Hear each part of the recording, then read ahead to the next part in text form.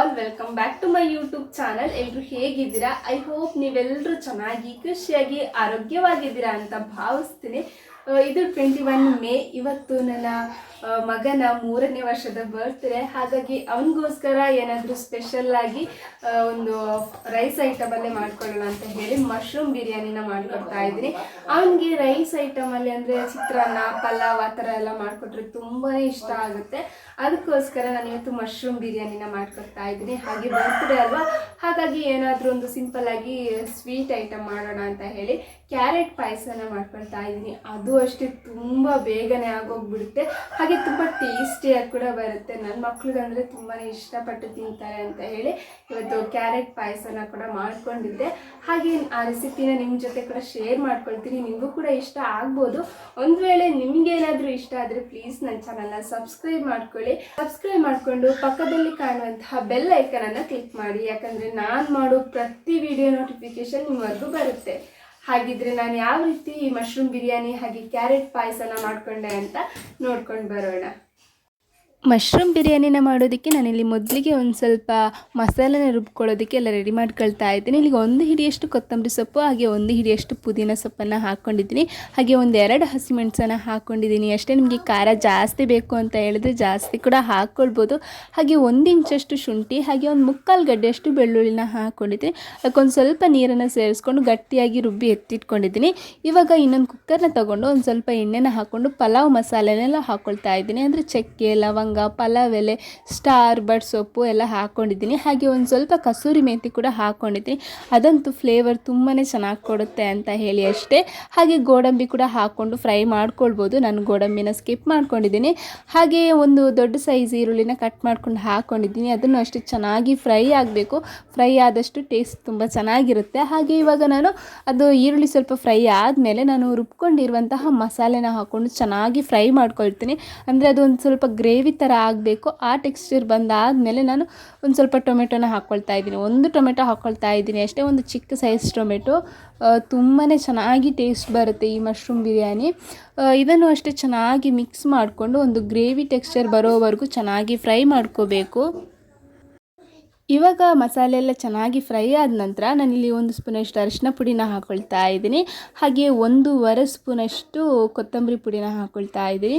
ಹಾಗೆ 1 ಸ್ಪೂನಷ್ಟು ಖಾರದ ಪುಡಿನ ಹಾಕ್ಕೊಂಡಿದ್ದೀನಿ. ನಿಮಗೆ ಖಾರ ಜಾಸ್ತಿ ಬೇಕಂದರೆ ಜಾಸ್ತಿ ಕೂಡ ಹಾಕ್ಕೊಳ್ಬೋದು. ಖಾರ ಬೇಡ ಅಂತ ಹೇಳಿದ್ರೆ ಸ್ಕಿಪ್ ಕೂಡ ಮಾಡ್ಕೊಳ್ಬೋದು. ಹಾಗೆ 1 ಸ್ಪೂನಷ್ಟು ಬಿರಿಯಾನಿ ಮಸಾಲೆ ಕೂಡ ಹಾಕ್ಕೊಂಡಿದ್ದೀನಿ. ಇದನ್ನು ಅಷ್ಟೇ ಚೆನ್ನಾಗಿ ಫ್ರೈ ಮಾಡ್ಕೋಬೇಕು. ಇದನ್ನು ಒಂಥರ ಎಣ್ಣೆ ಎಲ್ಲ ಬಿಟ್ಕೊಳ್ಳೋವರೆಗೂ ಚೆನ್ನಾಗಿ ಫ್ರೈ ಮಾಡ್ಕೊಂಡಾದಮೇಲೆ ಇದಕ್ಕೆ ಮಶ್ರೂಮ್ನ ಹಾಕ್ಕೊಂಡ್ರೆ ಆಯಿತು ಅಷ್ಟೇ. ನಾನು ಇಲ್ಲಿ 1 ಪ್ಯಾಕೆಟ್ ಅಂದರೆ 1 ಪ್ಯಾಕೆಟ್ ಆಗುವಷ್ಟು ಮಶ್ರೂಮ್ನ ತೊಗೊಂಡಿದ್ದೀನಿ. ನೀವು 2 ಪ್ಯಾಕೆಟ್ ಮಶ್ರೂಮ್ನ ಹಾಕ್ಕೊಂಡು ಕೂಡ ಮಾಡ್ಕೊಳ್ಬೋದು. ತುಂಬ ಜಾಸ್ತಿ ಮಶ್ರೂಮ್ ಹಾಕಿದ್ರೆ ಟೇಸ್ಟ್ ಇನ್ನೂ ಚೆನ್ನಾಗಿರುತ್ತೆ. ನಾನಿಲ್ಲಿ 1 ಪ್ಯಾಕೆಟ್ ಮಶ್ರೂಮ್ನ ಹಾಕ್ಕೊಂಡು ಮಾಡ್ಕೊಳ್ತಾ ಇದ್ದೀನಿ ಅಷ್ಟೇ. ಇಲ್ಲಿ ಹಾಗೆ ಎಷ್ಟು ರುಚಿಗೆ ಎಷ್ಟು ಬೇಕು ಉಪ್ಪು ಅಷ್ಟನ್ನು ಹಾಕ್ಕೊಂಡು ಅದನ್ನು ಚೆನ್ನಾಗಿ ಫ್ರೈ ಮಾಡ್ಕೊಳ್ತಾ ಇದ್ದೀನಿ.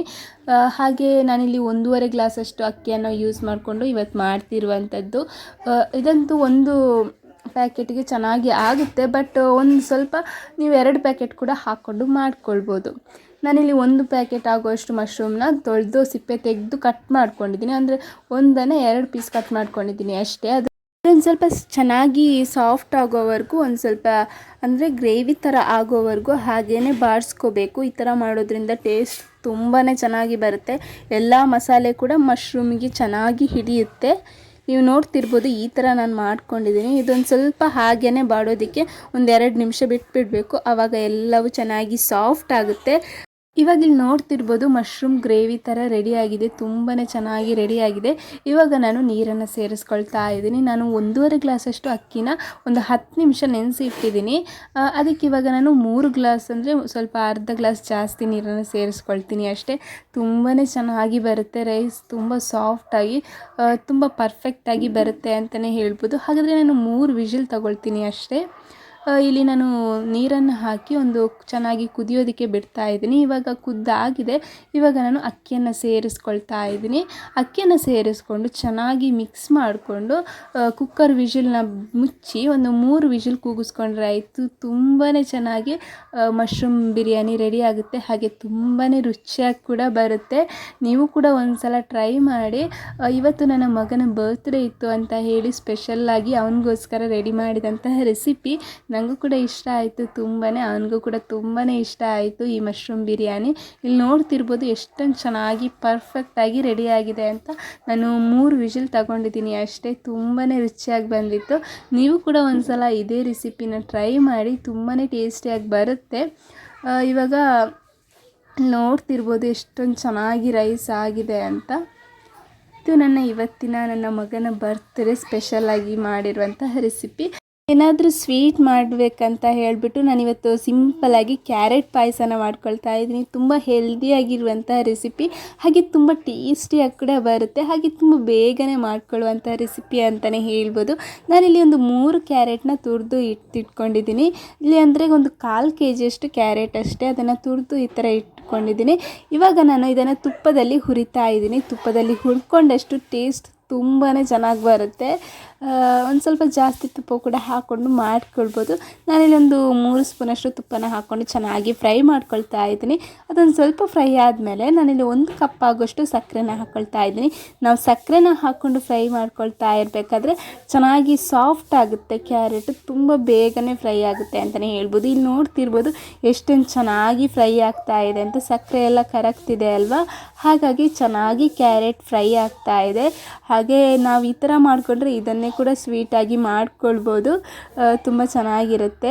ನೋಡ್ತಿರ್ಬೋದು ಇದು ಕೂಡ ಒಂದು ಸ್ವೀಟ್ ರೆಸಿಪಿ ಅಂತಲೇ ಹೇಳ್ಬೋದು. ಆದರೆ ನಾನು ಇವತ್ತು ಪಾಯಸ ಮಾಡ್ಕೊಳ್ತಾ ಇದ್ದೀನಲ್ವ, ಹಾಗಾಗಿ ನಾನು ಇದಕ್ಕೆ ಹಾಲನ್ನು ಸೇರಿಸ್ಕೊಳ್ತಾ ಇದ್ದೀನಿ. ನಾನಿಲ್ಲಿ ಒಂದು 1/4 kg ಕ್ಯಾರೆಟ್ಗೆ ಒಂದು ಅರ್ಧ ಲೀಟ್ರ್ ಹಾಲು ಸಾಕಾಗುತ್ತೆ. ಅಂದರೆ ಗಟ್ಟಿ ಹಾಲನ್ನು ಹಾಕ್ಕೊಳ್ಳಿ, ಟೇಸ್ಟ್ ತುಂಬ ಚೆನ್ನಾಗಿರುತ್ತೆ. ಹಾಗೆ ನೀವು ಬೇಕು ಅಂತ ಹೇಳಿ ಆದರೆ ನೀವೊಂದು 10 ಗೋಡಂಬಿನ ಸ್ವಲ್ಪ ಒಂದು 10 ನಿಮಿಷ ನೆನೆಸಿಟ್ಟು ಅದನ್ನು ಒಂದು ಸ್ವಲ್ಪ ಗ್ರೈಂಡ್ ಮಾಡಿಕೊಂಡು ಹಾಕ್ಕೊಂಡ್ರೆ ಇನ್ನೂ ಚೆನ್ನಾಗಿರುತ್ತೆ ಪೇಸ್ಟನ್ನು, ಗೋಡಂಬಿ ಪೇಸ್ಟನ್ನು. ಬಟ್ ನಾನು ಹಾಕ್ಕೊಳ್ತಿಲ್ಲ, ನೀವು ಅದನ್ನು ಕೂಡ ಹಾಕ್ಕೊಳ್ಬೋದು. ಇದೊಂದು ಸ್ವಲ್ಪ ಚೆನ್ನಾಗಿ ಕುದಿಯೋವರೆಗೂ ಚೆನ್ನಾಗಿ ಕುದಿಸ್ಕೋಬೇಕು. ಇದೆಲ್ಲ ಚೆನ್ನಾಗಿ ರೆಡಿಯಾಗಿದೆ. ಆಗ ನಾನು ಇದಕ್ಕೆ 1 ಸ್ಪೂನ್ ಆಗೋಷ್ಟು ಏನಂದರೆ ಏಲಕ್ಕಿ ಪುಡಿನ ಹಾಕ್ಕೊಳ್ತಾ ಇದ್ದೀನಿ. ಒಂದು 4 ಏಲಕ್ಕಿನ ಗುದ್ದಿ ಅಂದರೆ ಪುಡಿ ಮಾಡಿ ಹಾಕ್ಕೊಳ್ತಾ ಇದ್ದೀನಿ ಅಷ್ಟೇ. ಹಾಗೆ ಇದಕ್ಕೆ ನಾನು ಒಂದು ಸ್ವಲ್ಪ ಗೋಡಂಬಿ ಬಾದಾಮಿನ ಒಂದು ಸ್ವಲ್ಪ ತುಪ್ಪದಲ್ಲಿ ಹುರಿದ್ಬಿಟ್ಟು ಒಗ್ಗರಣೆನ ಕೊಟ್ಕೊಳ್ತಾ ಇದ್ದೀನಿ ಅಷ್ಟೇ. ತುಂಬಾ ರುಚಿಯಾಗಿ ಬರುತ್ತೆ. ಮಕ್ಳಿಗಂತೂ ತುಂಬಾ ಇಷ್ಟಪಟ್ಟು ತಿಂತಾರೆ ಅಂತಲೇ ಹೇಳ್ಬೋದು. ಹಾಗೆ ಇವತ್ತಿನ ನನ್ನ ಮಗನ ಬರ್ತ್ಡೇಗೆ ನಾನು ಮಾಡಿದಂತಹ ಸ್ಪೆಷಲ್ ರೆಸಿಪಿ ಇದಾಗಿತ್ತು.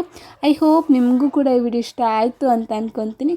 ನೀವು ಕೂಡ ಒಂದು ಸಲ ನಿಮ್ಮ ಮನೇಲಿ ಇದನ್ನು ರೆಸಿಪಿನ ಟ್ರೈ ಮಾಡಿ. ತುಂಬಾ ಟೇಸ್ಟಿಯಾಗಿ ಬರುತ್ತೆ. ನೋಡಿದ್ರಲ್ವ ಫ್ರೆಂಡ್ಸ್ ಎಷ್ಟೊಂದು ಈಸಿಯಾಗಿ ಮಶ್ರೂಮ್ ಬಿರಿಯಾನಿನ ಮಾಡಿಕೊಂಡೆ ಅಂತ. ಹಾಗೆ ಕ್ಯಾರೆಟ್ ಪಾಯಸ ಕೂಡ. ಐ ಹೋಪ್ ನಿಮಗೂ ಕೂಡ ಈ ವಿಡಿಯೋ ಇಷ್ಟ ಆಯಿತು ಅಂತ ಅಂದ್ಕೊತೀನಿ. ಇಷ್ಟ ಆದರೆ ಪ್ಲೀಸ್ ಒಂದು ಲೈಕ್ ಮಾಡಿ. ಮತ್ತೊಂದು ಹೊಸ ವಿಡಿಯೋದೊಂದಿಗೆ ಮತ್ತೆ ಸಿಗ್ತೀನಿ. ಅಲ್ಲಿವರೆಗೂ ಟೇಕ್ ಕೇರ್. ಬಾಯ್ ಬಾಯ್.